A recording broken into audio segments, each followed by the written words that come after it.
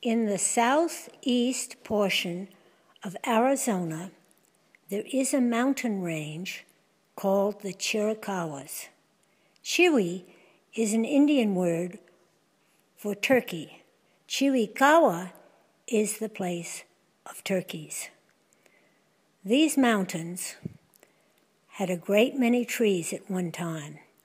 Big, tall trees, magnificent trees that had been here for hundreds of years. And on the slopes towards the bottom of the mountain, there was a great deal of grasses and quite a lot of bushes, especially on the northern side of the hills. And at the foot of the mountains, there was a stream called Turkey Creek. And this stream ran all year long with clear water. The reason for this is that the mountains were like sponges. And when the rains came, the rain, as it hit the ground, it went in, soaked into the ground, went in following the roots of the trees and following the roots of the grasses. And the whole mountain became wet. And as the mountain became so wet at the foot of the mountain, the water seeped out, weeped out into the stream. And the stream was clear water, and it held fish. And there was a heron that would stand at the side of the stream waiting for his meal, because a fish would come along, or fish or a frog, and he would be satisfied. And in the hills, there were mountain lions and bobcats and deer and black bear, coatimundis, bobtail cats, and many other animals.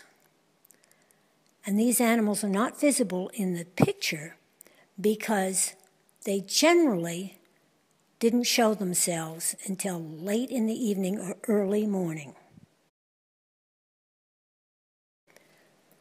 In the 1800s,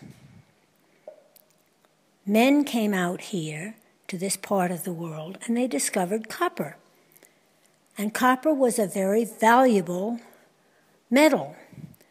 And they started mining the copper. And when they mined the copper, they had to dig holes in the earth, in the sides of hills, and they had to shore up the tunnels. So they came to the Chiricahuas and cut down the trees. There were 16 sawmills in the late 1800s, or mid to late 1800s, in the Chiricahuas. And as they cut the trees down, the condition on the mountain changed. It became lighter and more grassy for a short period of time. And when the men saw that it was grassy, they said, let's put animals on the mountain. Let's graze the mountain. So they sent sheep and cattle up into the hills. And the sheep and the cattle naturally ate all the grasses. And for a short period of time, there was lots of money coming in from the copper and lots of money coming in from the cattle and the sheep. But the animals were very sad because their habitat had changed and the earth itself changed. The mountain changed. The mountain was weeping dirt because the dirt would erode off the mountain and it would wash down the hills with the rains and it would go into the streams. And the streams began down-cutting, and the mountain no longer was a sponge because no longer did the water seep into the ground and was held into the ground because there were no trees and there was no grass to be able to allow the water to penetrate into the hills. So the hills dried up, the stream dried up, and the animals went away or died. One day, the situation on the mountain started to change. A lady who had been living in a big city came to live in the Chiricahua Mountains. She looked up into the hills and said, "It is beautiful. These hills are beautiful, but they are bare. I don't see any grasses. What do the cows eat?" she thought. "Do they eat rocks?" And then she noticed that the rains came mostly during the summer monsoon rainy season. And they came very hard and fast and all at once.